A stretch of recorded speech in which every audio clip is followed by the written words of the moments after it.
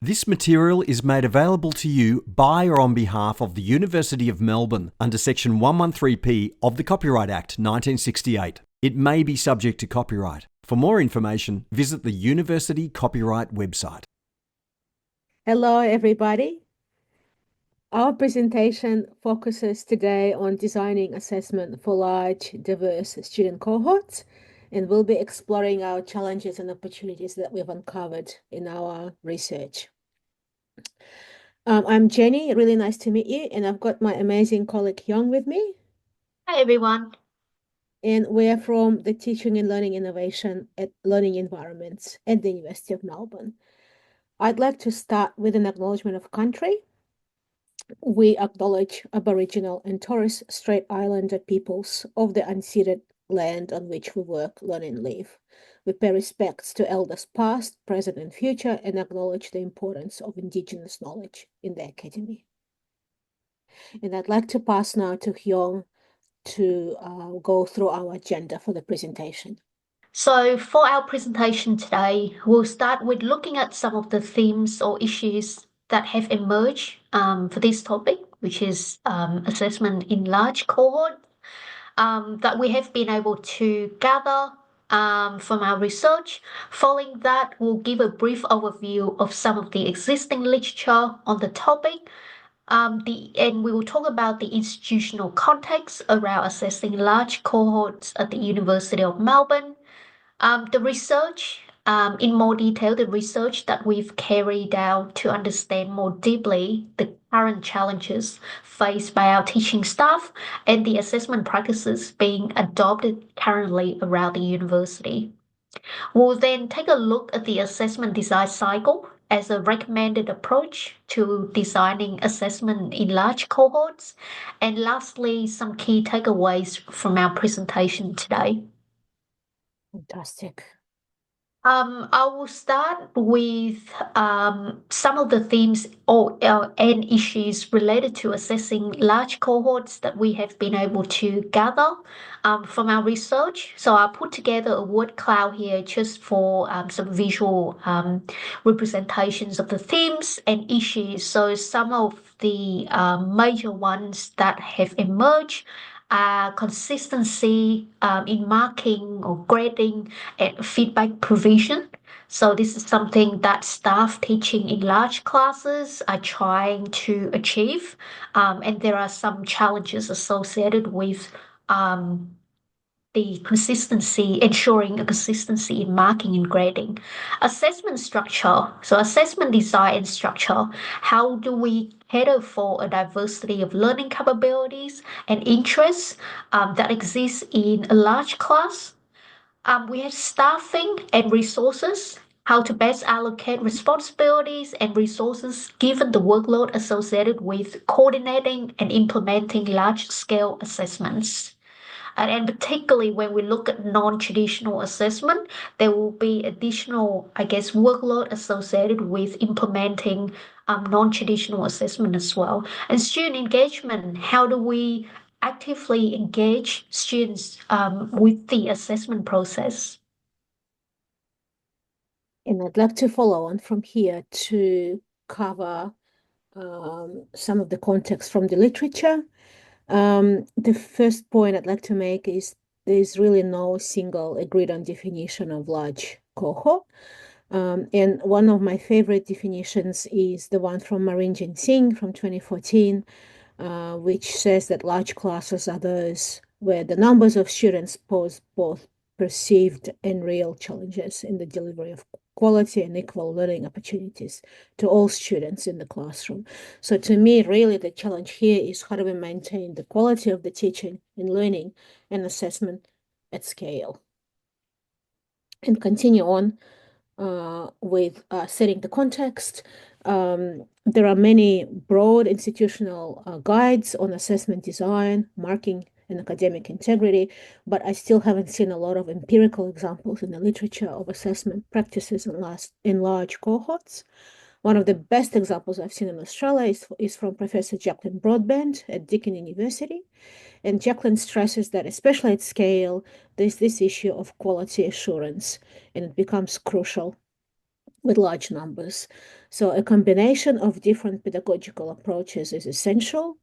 For example, starting with students being more supported in the early stages and slowly progressing to more independent completion of tasks through the scaffolding of assessment design, focus on really detailed rubrics at both formative and summative purposes.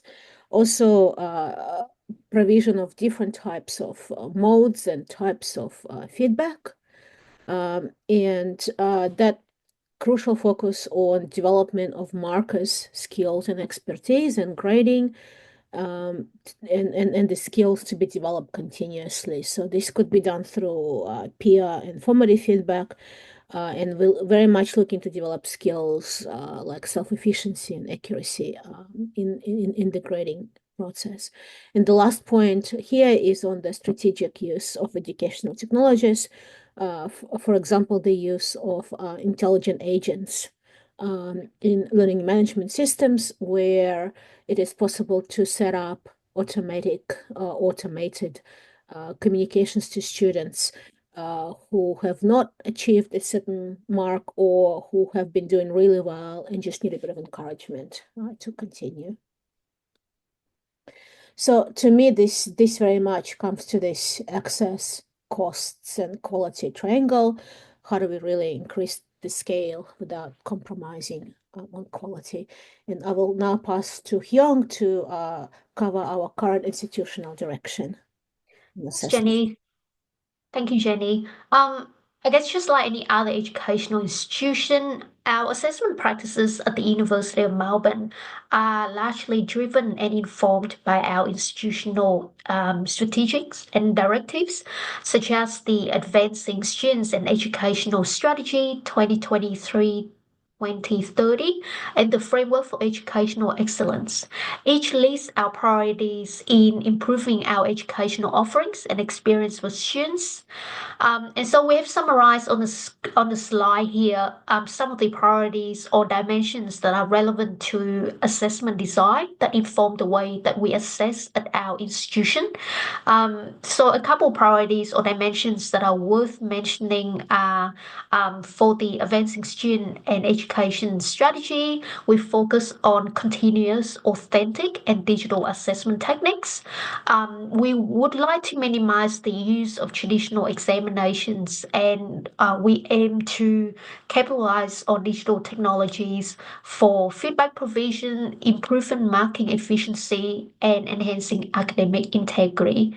We also really have a focus on developing and implementing authentic forms of assessments that are relevant to students' current and future goals, and promoting the critical thinking and evaluative judgment skills in the assessment process. So next slide here, we have given you a snapshot of our large cohorts across the University of Melbourne. And the numbers here are reflective of individual subjects rather than disciplines. So for example, we have a science subject that has more than 3,000 students enrolled in. Our art subject have more than 2,000 students. And as you can see here, our large cohorts are very diverse. So in every faculty or discipline, we always have a relatively large cohort of students, and we also talk about the diversity of our student cohorts as well in many ways. So not just the numbers, but also the diversity that we have in our student group. So recently, in 2024, we conducted a research at our university to look at the challenges and also techniques in assessing large cohorts. So we interview a number of subject coordinators and teaching groups at the University of Melbourne. And the questions that we posed were, what are the key challenges in terms of assessment life cycle for large cohorts? And what are some of the strategies or ways of addressing them? So zooming in, some of the topics that we, I guess, just covered in our discussions related to student numbers, teaching team structure, the technologies that are being used or used in the past, the assessment designs and assessment structure and how they support student learning, any pre-assessment activities or guidance to help students with their assessment, what are some of the challenges that are associated with grading and feedback, and any evaluation strategies that staff have adopted post-assessment to evaluate or to look at the assessment process as a whole and identify areas for improvements moving forward. From our research that we conducted, we were very much interested in understanding what were some of the technologies that were being used by staff in the process of assessing large cohorts. And so here we've put together a list of 3 technologies that were quite common that staff use for their assessment. The first one we have is GradeScope. So GradeScope is an assessment tool that supports online submission, grading, and feedback. And staff really like GradeScope because of the efficiency that it provided in the grading process and feedback provision. It also allows for paper assignments to be graded digitally using a dynamic rubric. So a lot of, I guess, alternative assessments that our students completed using like paper or pen, and they can be scanned through the GradeScope system to allow staff to grade the submission digitally. The second tool that we have here is Feedback Fruits.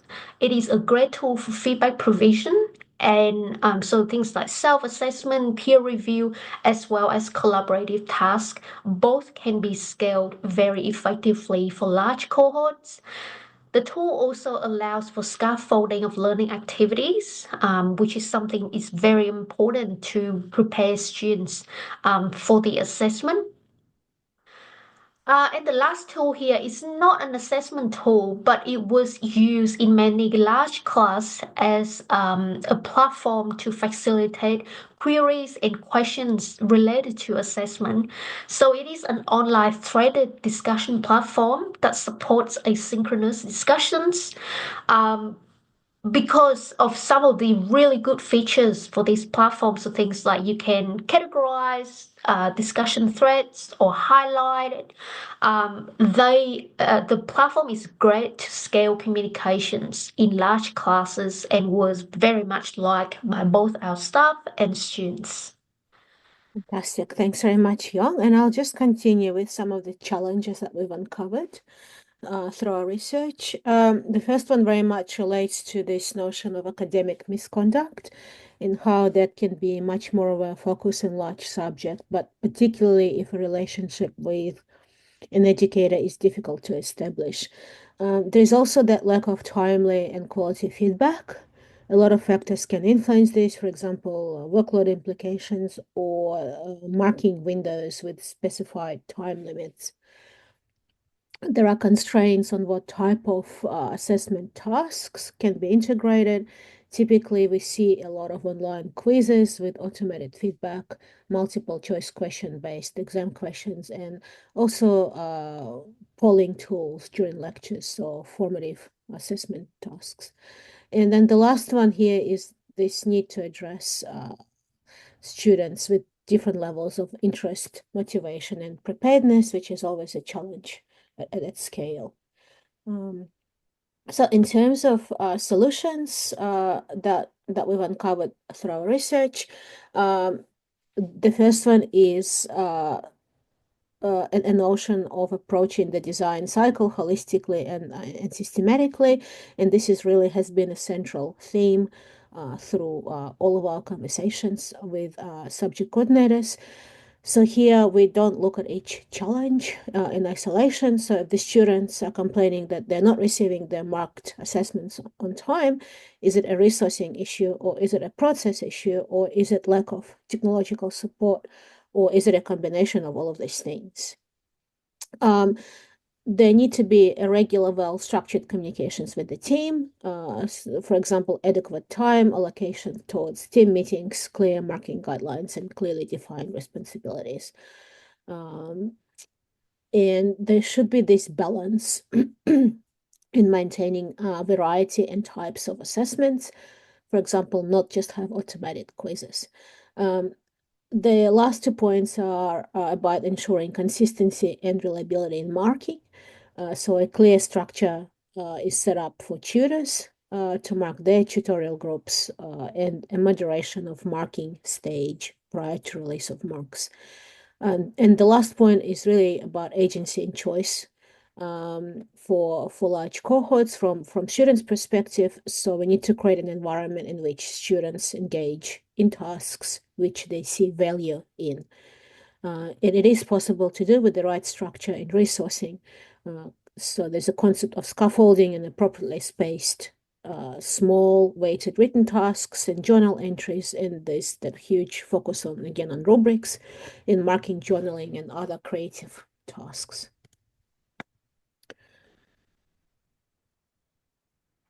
So based on the insights from our research, we've been thinking about ways of approaching assessment design cycle systematically and holistically across the whole institution.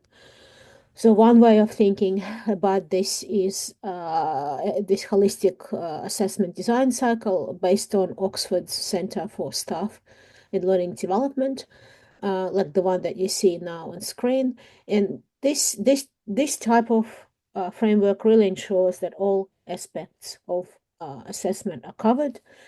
Every change has a compounded effect, and so things are harder to change on the fly.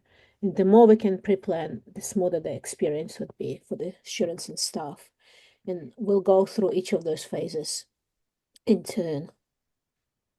So the first phase that we'd like to guide you through is the planning assessment phase. And this phase is very much at that program level planning, which is typically done by course directors, faculty leaders, and teaching teams. So here we very much focus on that comprehensive and robust assessment roadmap, including program learning outcomes.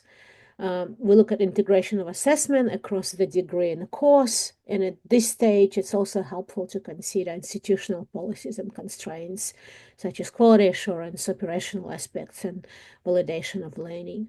In terms of tips for large cohorts, we looking at identifying an appropriate curriculum structure for our cohort numbers.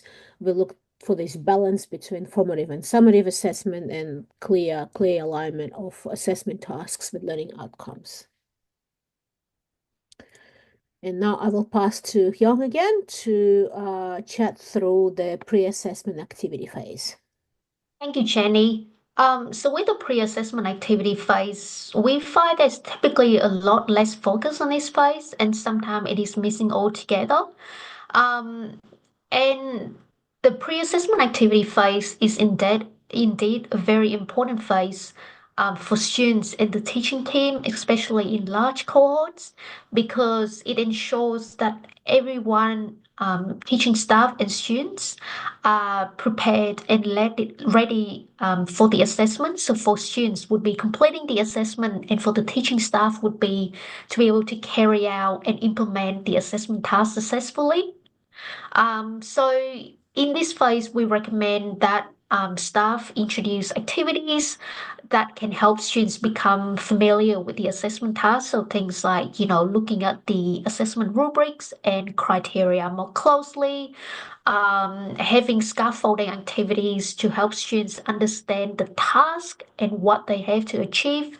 So things like modeling, increasing students' assessment literacy. So yeah, different ways to improve their understandings of the task, as well as the nature of the task, what they need to do. And in this phase, we really need to consider the students' diverse learning capabilities, prior knowledge, and as well as learning interests and motivation.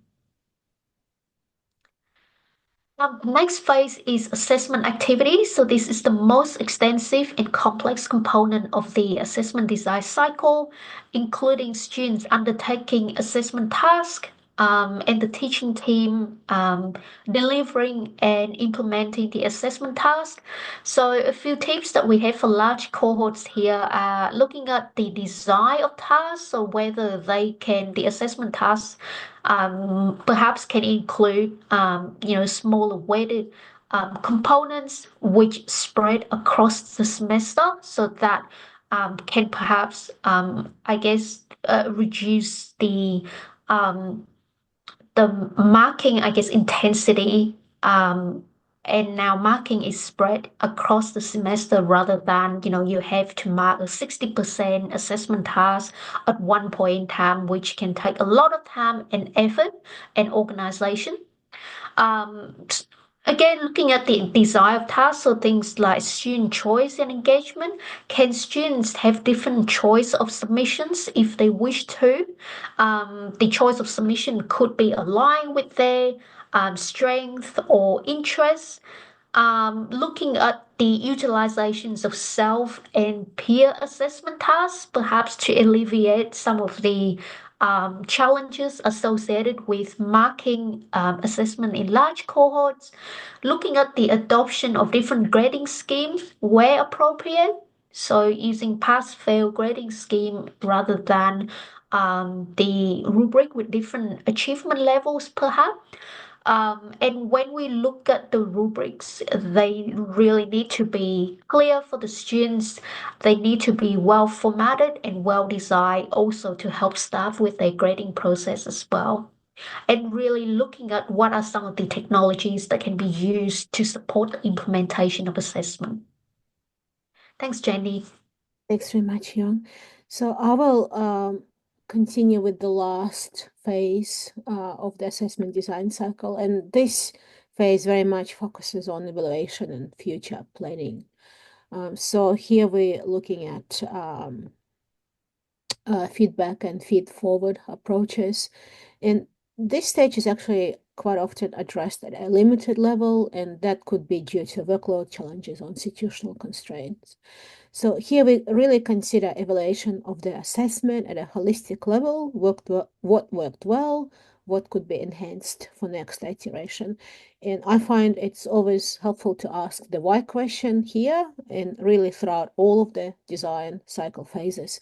So why our students need to develop certain capabilities and what is really appropriate for future assessment cycles in that sense. And also it is helpful to evaluate how students worked with provided feedback and what might be useful to include in the future, what might work best for ongoing dialogue and collaboration at different levels, educators and students, students and peers, and students interacting with the materials in the social environment.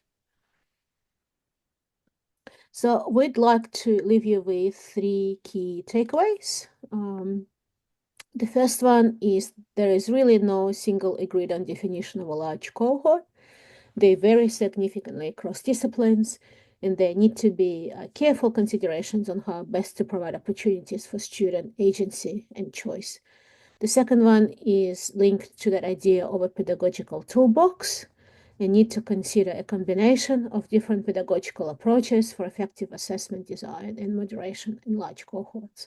And finally, it's important to keep stepping back and approaching assessment design cycle holistically and systematically, for example, with the use of the assessment design cycle framework.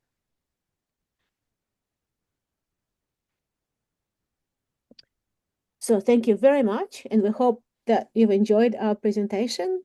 We're happy to provide our contact details through the Virtual Institute's organizing committee. If you have any questions or would like to discuss any of the themes that we've presented on today in more detail. I will leave you with our references slide. And again, thank you very much for watching. Thank you, everyone.